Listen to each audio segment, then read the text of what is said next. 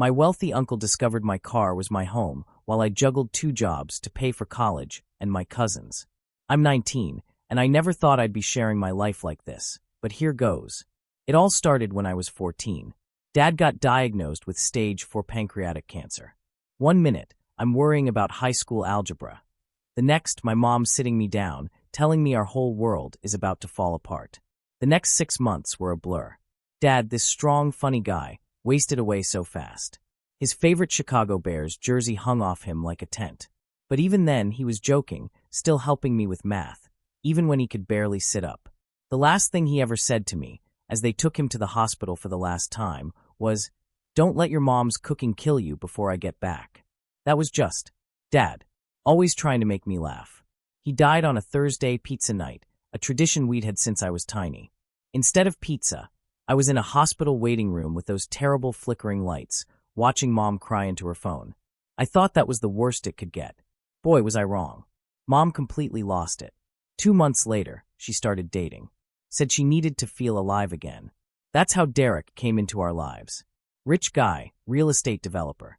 He showered her with gifts, whisked her away on weekend trips. I tried to be happy for her, I really did. Dad wouldn't want her to be sad forever, right? But then, less than a year after Dad died, she married Derek. I found out when she handed me a junior bridesmaid dress she'd already bought. No engagement announcement, nothing. The wedding was at some fancy country club in Newport Beach, filled with Derek's rich friends who looked at us like we were some charity case he'd adopted. I spent most of the reception hiding in the bathroom, trying not to cry. That's when everything truly changed. Mom and Derek moved into his massive Newport Beach mansion. Pool, tennis court, the works. But guess what? There was no room for me. Mom said I'd be more comfortable with Dad's sister, Aunt Lisa, in Chicago. More comfortable for who, Mom? So, I got shipped off like some package nobody wanted. Aunt Lisa lives in this huge house in Lincoln Park with Uncle Marcus and my cousins, Michael, 17, and Rebecca, 18. We used to be super close as kids, building forts and making up games every summer. But when I moved in, everything was different. I wasn't their fun summer cousin anymore. I was this unwanted extra, taking up space, eating their food, breathing their precious air. Michael would accidentally knock over my stuff, and Rebecca would make snide comments about how her clothes were too nice to lend me when I first arrived, without any winter gear. Aunt Lisa, though? She was the worst. She made it crystal clear I was a burden. Started charging me rent while I was still in high school. Who even does that? The truly messed up part was Mom. She just stopped calling. Completely. She'd send money sometimes, not enough to cover Aunt Lisa's ridiculous rent, but that was it. When I called, she was always too busy with her new life, her yoga, her charity events. Too busy for her own kid. I'd see her and Derek on Facebook, living this glamorous life in Europe, at fancy parties, a life where I didn't exist. She even archived all our old family photos, the ones with Dad and me. Said they didn't match her new profile aesthetic, like I was just old furniture that didn't fit her new decor. I'd have these dreams back in our old kitchen, where everything was normal. Then I'd wake up crying in this weird bedroom at Aunt Lisa's, staring at wallpaper that probably cost more than my entire wardrobe, feeling like I'd lost both my parents, not just one. After that first month, Aunt Lisa hit me with a rent increase, property taxes or something. I was 15, but okay, guess I needed a job. Rebecca, ever so helpful, told me about a 24-hour laundromat in what she called the sketchy part of Chicago. It was this rundown place between a closed dollar store and a super suspicious phone repair shop. The owner, Jerry, took one look at me and said, "You're way too young for midnight shift." But I told him I could start that night, wouldn't complain about the pay. Suddenly, my age wasn't a problem. My life became this insane schedule that still gives me anxiety to think about. Midnight to 6 a.m. at the laundromat, dealing with the weirdest people you can imagine. The worst part wasn't even the customers, it was the cold. The heating barely worked, and Chicago winters are no joke. I'd wear 3 hoodies just to survive. They definitely didn't put that in the job description. But one job wasn't enough to cover Aunt Lisa's rent, plus basics like food and school supplies. So, I also started working at a gas station quick stop from 4 p.m. to 10 p.m. And this is where my dear cousins decided to make my life even more fun. Quick Stop was right by their fancy private school. Michael and his friends thought it was hilarious to come in and trash the place. They'd knock over chip displays I'd just organized, spill Slurpees, leave open bags of beef jerky everywhere. Rebecca was worse. Sneakier. She'd come in with her cheerleader friends and talk super loud about me like I wasn't there. Oh my God, can you imagine having to work here? I'd literally die. Or, ew, look at her uniform. It's so polyester. Then they'd take awful pictures of me cleaning up their messes and post them on social media. School got bad too. I was at the public high school nearby, and Rebecca made sure everyone knew about my jobs. People started leaving quarters on my desk for laundry. Someone stuck a name tag on my locker that said, "Washer Girl." Real creative, guys. Thanks. I was basically sleeping through classes. Who can stay awake working midnight to 6 a.m., trying to do homework, then working again from 4 to 10 p.m. My grades plummeted. Teachers kept asking if everything was okay. I just told them I was adjusting. The only good thing about the laundromat was Pete, this homeless guy who came in most nights. He wasn't like the other weird customers. He showed me how to fix the quarter machine and which customers were okay to let slide if they were short. One night he told me, "Kid, you're living life on expert mode right now." Made me laugh for the first time in weeks. He disappeared when winter hit hard. I still worry about him. Meanwhile, Mom's sending these random texts like, "Hope you're doing well," but never picking up my calls. Her Instagram was full of yacht parties and charity galas. Must be nice, having so much time for charity when your own kid is working 2 jobs just to survive. Aunt Lisa kept finding reasons to raise the rent. Utilities went up. HOA fees increased. Your room is prime real estate. Yeah, I'm sure that converted storage room in the basement with weird mushrooms growing in the corner is prime Chicago real estate. I started hiding cash in an old teddy bear Dad gave me. My plan was to save enough for my own place. But every time I got close, something came up. School fees, winter boots when mine fell apart, the time Michael backed his car into mine and I had to pay for repairs. The final straw came when I found my room completely torn apart after a gas station shift. The bear was ripped open, stuffing everywhere. My savings? Gone. Rebecca swore she was just cleaning and had no idea about any money. Yeah, right. That same week, Aunt Lisa came down and told me rent was doubling. Not just a little, doubling. Even with both jobs, I couldn't afford it. But here's the thing. I'd been taking community college classes, just basic requirements, trying to get ahead. The counselor said I could get financial aid if I took more. That meant I had a choice. Keep paying Aunt Lisa's crazy rent, or try for an education. I chose education. I didn't really have a plan. I just knew I couldn't stay there. I packed what fit in my beat-up Toyota, rust spots. He'd only worked if you kicked the dash just right, but it was mine. The first night sleeping in that car was actually kind of peaceful. I parked behind the laundromat, snuck in to use the bathroom, reclined the driver's seat, used my backpack as a pillow, layered 5 blankets from the lost and found. This isn't so bad, I thought. Then winter hit. Real Chicago winter. The kind where your spit freezes before it hits the ground. My car battery started dying, so I couldn't run the heat much. The hardest part wasn't the cold or the lack of sleep. It was trying to look normal at school. How do you explain why your homework is wrinkled and smells like detergent? Or why you wear the same 3 outfits every day? The school counselor kept trying to talk to me, but what was I going to say? Oh yeah, I live in my car, but don't worry, it's parked in a really nice alley. Then my dear cousin Michael decided to play detective. Guess he got suspicious about why I wasn't around the house anymore. He followed me one night after my laundromat shift. The next day, their TikTok had a whole video series. My homeless cousin, a documentary. They filmed everything. My frost-covered windows, me trying to study by the laundromat sign, even caught me changing clothes in the back seat. The videos went viral in their rich kid circle. People started driving by the laundromat at night, honking, throwing stuff at my car. The cops started coming around, too. Every couple of nights, a knock on the window. "Can't sleep here, miss." So I'd drive around until they left, then come back. A lot of nights were spent driving in circles, watching my gas gauge drop, praying I'd have enough to get to work. You know what's weird, though? I started noticing this black SUV parked across the street some nights. Always in a different spot, but always there. Tinted windows, engine running. First, I thought it was cops or some creep, but they never bothered me. Just sat there watching. Then, one night, the temperature dropped to minus 15 degrees Fahrenheit. The kind of cold that makes your eyes hurt. My car wouldn't start, my phone was dead, and the laundromat was closed for repairs.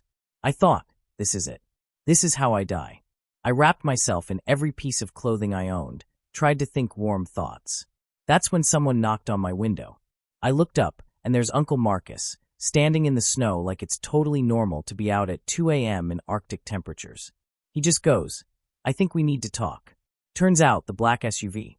That was his. He'd been watching me through the laundromat security cameras for weeks, sending people to keep an eye on me. He said he wanted to see what I was made of. Who does that kind of messed up test? But honestly, I was too cold to care about his weird teaching methods. There I was, basically a human popsicle, and Uncle Marcus is just standing there in his expensive wool coat. I'm thinking he's going to lecture me or call the cops or something. Instead, he says, "My office has better heating." Like this was some totally normal situation. His office was this small room above the laundromat I'd never seen. Turns out, it was his private space. Desk, mini fridge, coffee maker, even a little bathroom. While I'm defrosting my fingers around a cup of actually good coffee, he just sits there, watching me like he's trying to solve a puzzle. Finally, he goes, "You know, your dad and I used to sleep in a car, too." What? I almost dropped my coffee. I'd always known Uncle Marcus as this crazy rich real estate guy in suits that probably cost more than my car. But then he starts telling me this story I never knew. Him and my dad grew up super poor. Like their mom worked 3 jobs, and they still couldn't afford rent most months. Uncle Marcus pulls out his phone and shows me this ancient photo of 2 skinny teenagers in a van, eating beans straight from the can. "That's your dad on the left," he says. And yeah, same goofy smile I remembered, just on a much younger face. He told me about the laundromat. The original owner let them hang out inside on cold nights. They'd help him fix machines, clean up. When the owner got sick, he offered to sell them the place.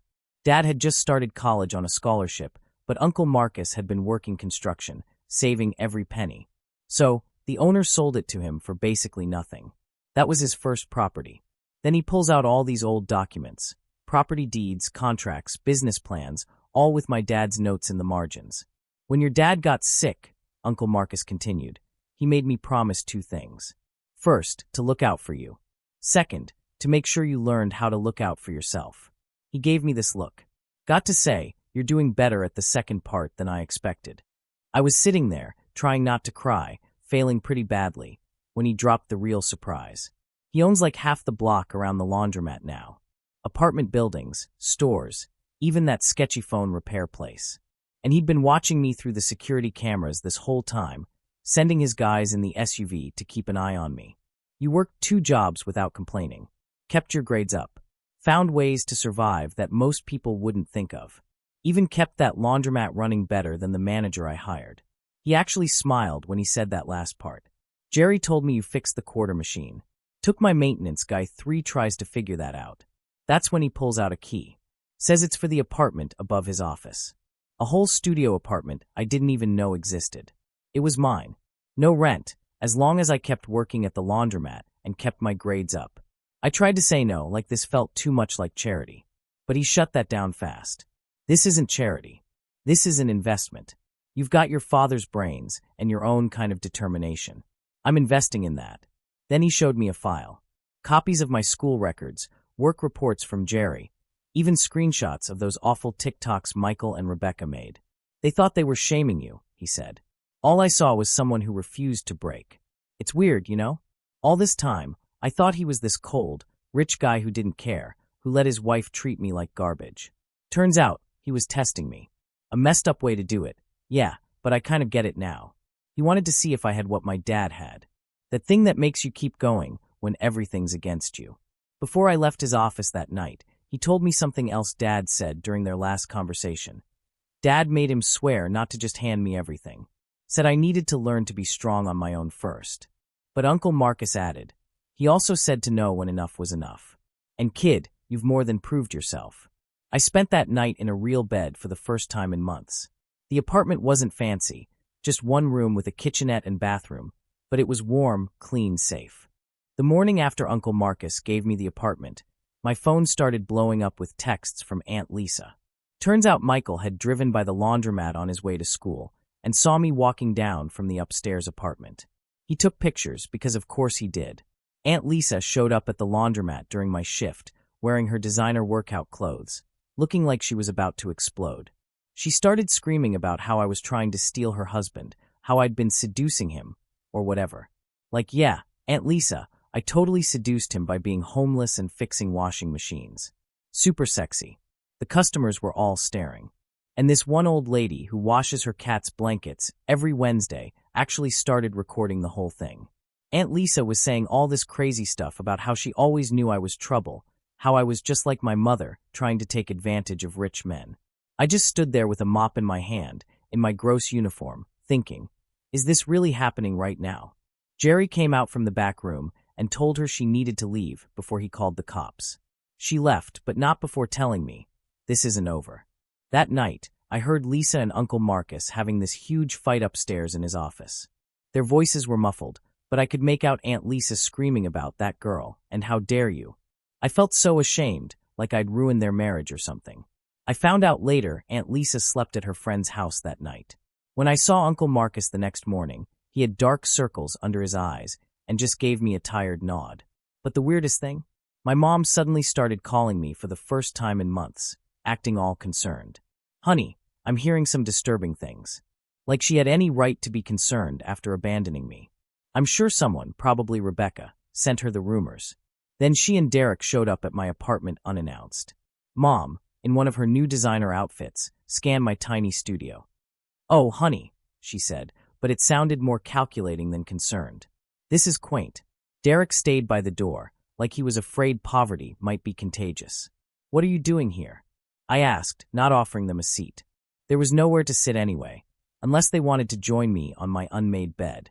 Mom started pacing my tiny space. We've been hearing things about you and your Uncle Marcus. The way she said it made something twist in my stomach. What about Uncle Marcus? Come on, sweetie. She tried for a conspiratorial smile. I know what you're doing.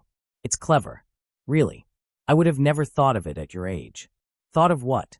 Getting close to Marcus like this. Working in his business, playing the poor abandoned niece. I'm sure he's promised you quite a bit. The realization hit me like a slap. You think I'm trying to get his money? Well, aren't you living in this place, working in that laundromat, spending all that time with him? It's obvious what you're doing. I laughed, and it came out harsh. Obvious to who? You.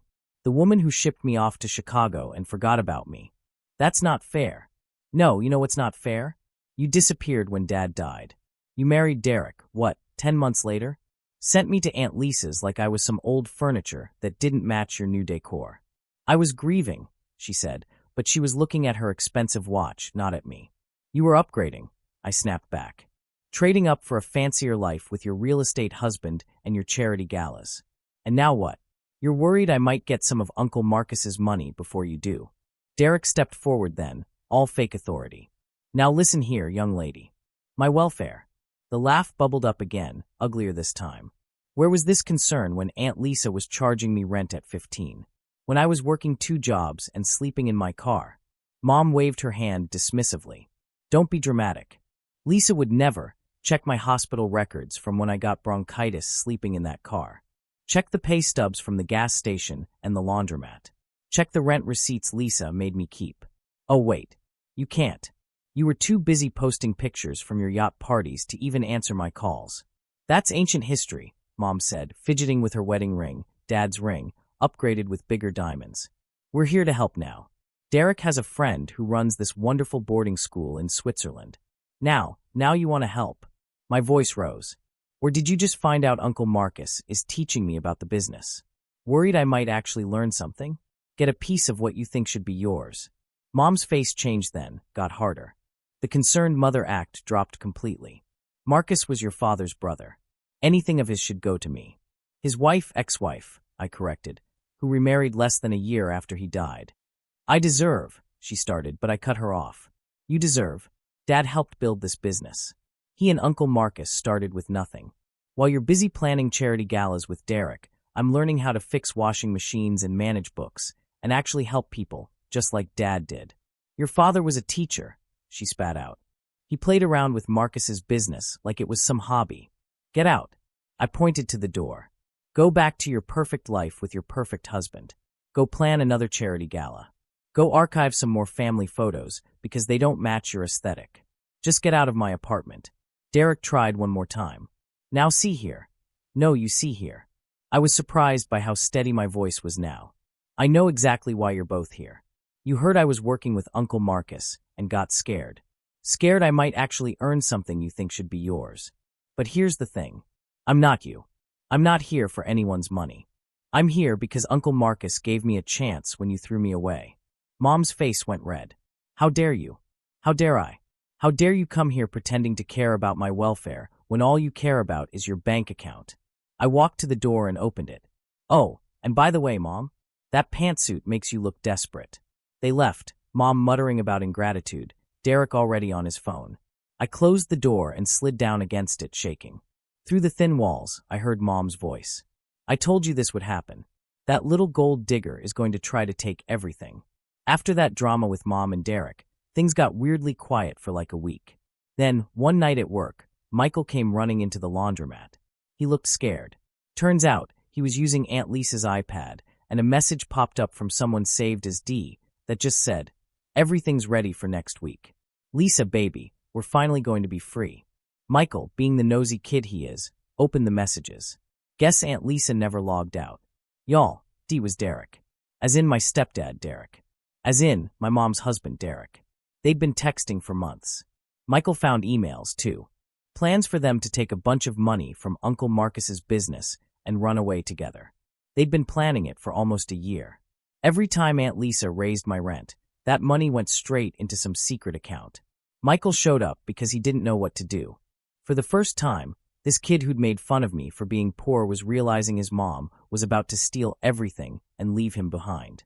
I called Uncle Marcus. Not gonna lie, part of me wanted to just let everything blow up. After how they treated me, that would have been some nice karma. But I didn't. Uncle Marcus came down to the laundromat right away.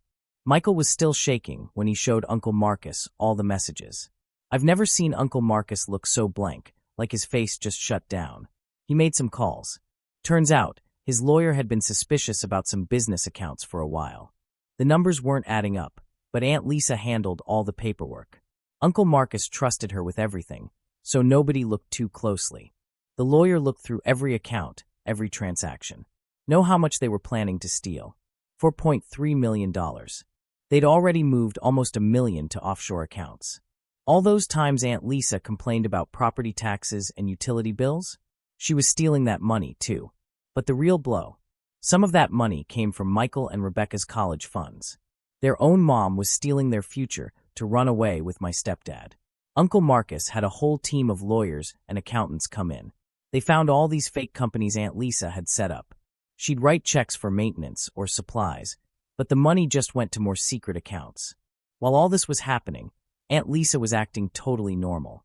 Still posting her workout selfies on Instagram, still running her PDA meetings, still pretending to be this perfect rich mom. Derek was the same, taking my mom to charity events, buying her expensive stuff, playing the devoted husband. The lawyers said we needed to wait, get more evidence. But Rebecca found everything on the iPad too. She came to my apartment one night, mascara all over her face from crying, asking if she could stay. First time in her life, she didn't have a perfect place to sleep. It was weird having her there. This girl who'd made fun of me for being homeless was now basically homeless herself. She couldn't stand being in the same house as Aunt Lisa after learning everything. She slept on my tiny futon, used my cheap shampoo, wore my Target clothes, kept saying sorry for how she treated me. But honestly, watching her realize money doesn't make you a good person was enough. Uncle Marcus had his IT guys tracking all the accounts, watching every transaction. The plan was to catch them right before they tried to run. But Aunt Lisa must have figured something was up because she started moving money faster. The next morning was Michael's 18th birthday party. Aunt Lisa had planned this huge thing at their house. DJ, catering, even mini-golf in the backyard. She was acting extra nice to everyone, probably because she thought it was her last weekend there. Uncle Marcus decided that was when we'd confront them, with all the evidence ready, everyone in one place. I remember Rebecca asking if we should warn my mom first, but Uncle Marcus said no. We needed to see her genuine reaction to know if she was involved. The morning of Michael's party was weird. Like super weird. Aunt Lisa running around arranging centerpieces while literally planning to disappear with my stepdad the next day. Rebecca and I were helping set up, both knowing everything was about to explode, trying to act normal. Michael looked like he was going to throw up every time his mom hugged him. Uncle Marcus had this whole plan. His lawyer would show up unexpectedly with urgent paperwork. They'd gather everyone in the living room, then drop all the evidence. The FBI was actually waiting nearby. Yeah, actual FBI agents, because apparently stealing millions from legitimate businesses while planning to flee the country is kind of their thing. My mom showed up early, all excited about the party. She hadn't talked to me since the Switzerland boarding school thing, but she was acting like everything was fine. Derek came in behind her, carrying this huge wrapped present. Found out later it was some fancy gaming system. Guess he was trying to buy Michael's silence. The party started at 2 p.m. All these rich kids from Michael's school, pulling up in BMWs and Mercedes their parents bought them. The DJ playing music. People swimming in the pool. Everything looked completely normal, except Rebecca, Michael, and I were just watching Aunt Lisa and Derek, who kept checking their phones and whispering. Around 4 p.m., the lawyer showed up, carrying this thick folder, looking super serious. Aunt Lisa's face when she saw him? I wish I had a picture. She knew. They gathered everyone in the living room. Some of Michael's friends tried to stay, but Uncle Marcus said, "Family only," in a voice that made them leave real quick. My mom was complaining about interrupting the party, but then the lawyers started laying out documents on the coffee table. Bank statements, emails, transfer records, pictures of Aunt Lisa and Derek together from some private investigator. With each paper he put down, the room got quieter. Then he played a recording. Aunt Lisa and Derek talking about their plans, laughing about how stupid everyone was for not noticing. My mom stopped breathing when she heard Derek's voice. Just straight up froze. Aunt Lisa tried to say the recording was fake, but then Uncle Marcus pulled out her iPad, the one Michael found the messages on, and started reading their texts out loud. Y'all, the screaming that happened next. Mom launched herself at Derek, started hitting him with her purse, which had like a million metal things in it, by the way. Aunt Lisa tried to run for the door, but the FBI guys were already there. Some agent lady just goes, "Lisa Anderson, you're under arrest for wire fraud and embezzlement." They took them both away in handcuffs. Derek kept yelling about how he had a good explanation. Aunt Lisa was crying about how we'd ruined her life. But you know what the worst part was? Neither of them even looked at their kids. Like, your son's 18th birthday party just got turned into a crime scene, and you can't even say sorry. Mom had a complete breakdown. Full-on hysterics. Turns out Derek had been using her money, too. She'd signed a bunch of papers without reading them because she trusted him, she said. And he'd basically stolen everything she had left from Dad's life insurance. The next few weeks were crazy. The FBI investigation found even more stuff. Aunt Lisa and Derek had been planning this for over a year. They had fake passports, offshore accounts, this whole secret life ready to go. They'd stolen from pretty much everyone. The business, the kids' college funds, even charity money from those fancy events they were always going to. While all this was happening, Uncle Marcus was watching how everyone handled it. Rebecca and Michael basically moved into my tiny apartment. We had this whole system. Michael slept on the futon, Rebecca shared my bed, and we all shared one bathroom, which was interesting. They both got jobs at the laundromat. Rebecca's actually really good with customers, when she's not being mean to them. And Michael? Kid's got a talent for fixing machines. He figured out a problem with the industrial dryer that even the repair guy couldn't fix. Mom went to rehab, not for drugs or anything, just to deal with everything. She'd been so focused on looking perfect, having the perfect rich life, that she'd ignored all the red flags about Derek. Uncle Marcus really stepped up. He's been teaching us all about the business. Says he wants us, me, Rebecca, and Michael, to run it together someday. We each have different strengths. I'm good with numbers, like my dad was. Rebecca's great with people when she tries. And Michael's got this weird genius thing with machines. Last week, we all went to visit Dad's grave. First time we'd been there together. Uncle Marcus told us more stories about him, about how he'd helped build this whole business while still being a teacher, because he believed in helping people. Aunt Lisa and Derek are in jail now. Turns out stealing millions and planning to flee the country is kind of illegal. They're both trying to blame each other, which would be funny if it wasn't so sad.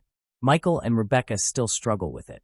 Like, imagine finding out your mom cared more about running away with someone else's husband than she did about you. But you know what's weird? We're actually better now. Like all of us. Mom's dealing with her issues instead of hiding them behind designer sunglasses. Rebecca and Michael learned what it's like to actually work for things. I learned that sometimes letting people help you isn't a weakness. Sometimes I look around at my life now, sitting here in the laundromat office, my office now. I manage the place. And it hits me. Although I lost my first family, I'm doing much better now. This weird, messy, resilient group of people, we've become a real family. Call to action. Have you ever had to choose between your blood relatives and what was right? What would you have done if you found out your loved ones were planning something like this? Let me know in the comments below. I really want to hear what you think.